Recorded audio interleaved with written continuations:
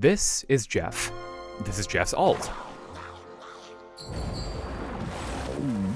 Also known as It's Jeff. It's a thing of beauty. When popped, Jeff's ult swallows all nearby players and puts them at his mercy. Allies are healed and armored over time, enemies take damage over time. It's a powerful crowd control ult, especially when used near a drop. See, Jeff can control where he spits out the players he swallows, which means that if he happens to be near a drop when he uses his ult, he can instantly KO every character in the game, including Monster Hulk. Jeff can't just do this anywhere though. Most domination maps have a drop near point, but on convoy and convergence maps there will often be long stretches of level where Jeff has no viable drops to use. This doesn't mean he's out of tricks though. This is a spawn. When inside, a player on that spawn's team is constantly healed to full. A player on the opposite team, though, is instantly eliminated by the environment to prevent them from getting stuck, since the door can't be walked through unless you're on the right team. How would they get there in the first place, you ask? Jeff. Jeff can drag his opponents into his spawn using his ultimate, spit them out inside, and then just watch as the game immediately takes out whoever was unfortunate enough to get Jeffed. On some maps where there are no enviro hazards near point, spawn doors are not just the best way to use Jeff's ult, they're pretty much the only way. There's just one major issue with that. The game hates Jeff. When Jeff spits an opponent off a ledge, the game recognizes that as Jeff's KO. Doing this is pretty much the only way for Jeff to get quads, pentas, and hexas, especially now in the post-nerf hell that is Season 2.5. But when Jeff uses a spawn to KO with his ult instead of a pit, just watch. Welcome to one of the least fun games of comp I've ever played. You can tell that it's on Clintar because of the way that it is. We're on defense and it's round 6. The score is 9-8, everyone is being toxic in chat, the Widow won't switch, and literally all of us just want the game to end. I see an opening and I take it. My ult gets both tanks off point and makes an opening for Star-Lord and Strange to clean up the leftovers.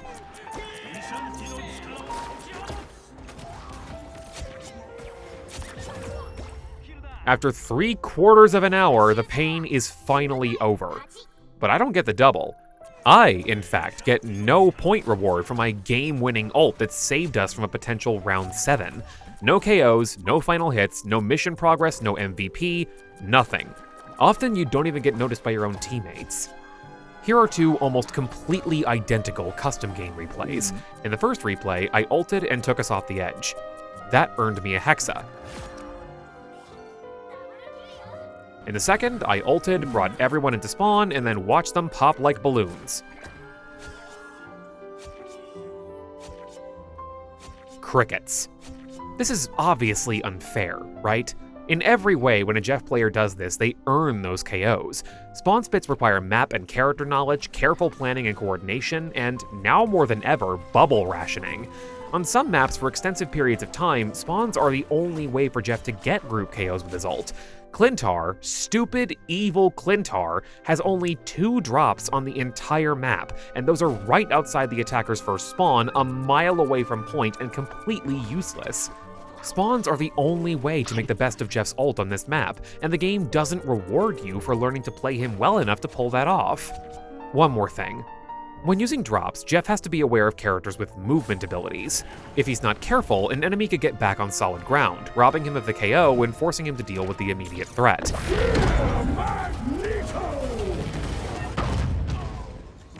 There are drops with a kill plane high enough to prevent this, but the typical counterplay is just for Jeff to dive down into the abyss with them. This is also one of the only reliable ways to get flyers with Jeff's ult. You want to know the other one? Spawn doors. Whether you fly, dash, or what have you, nothing can save you if you're thrown into an enemy spawn. It's a reliable KO, every time, stagger-free. Not only that, but since they're entering their own spawn, that Jeff player is protected during their animation, comes out fully healed, has the chance to switch characters if they want to, and can immediately get back into the fight or take point. In other words, spawn spits are not only more advanced, they're objectively better than drop KOs. And in situations where both choices are available, Jeff players are actively disincentivized from going for the better option if they want full credit for their plays. To my fellow Sharks, don't worry. Everybody's gotta be the Shadow MVP once in a while. To NetEase, you already put a stamina meter on my dive, cut my bubbles in half, took away my burst healing, ate half my secondary fire, and made my ult take longer to charge. Is it too much to ask that you at least give me my funny little highlights when I earn them? Sincerely, Jeff's #1 fan ever. Objectively. And look, if it's like a coding thing, that's fine, but can I at least have an achievement? Hey all! So, if this video does well, I may make more Rivals content, but to be honest, I just needed a fun detour from animating, and I really wanted this video done for Season 3. If it doesn't get traction, that's totally fine. The next video is Episode 7 either way. Special thanks to Paladin tier patrons Local Egg and VideoGamer75, Exorcist tier patron Animation Creation, and incredibly loyal former Paladin tier patron The 8th Sphinx. I also want to thank everybody who's donated to the coffee. I want to make an update about that soon, but I've just been consumed by Episode 7 lately, so soon, but we'll get there. With that said, good night all. I hope you enjoyed.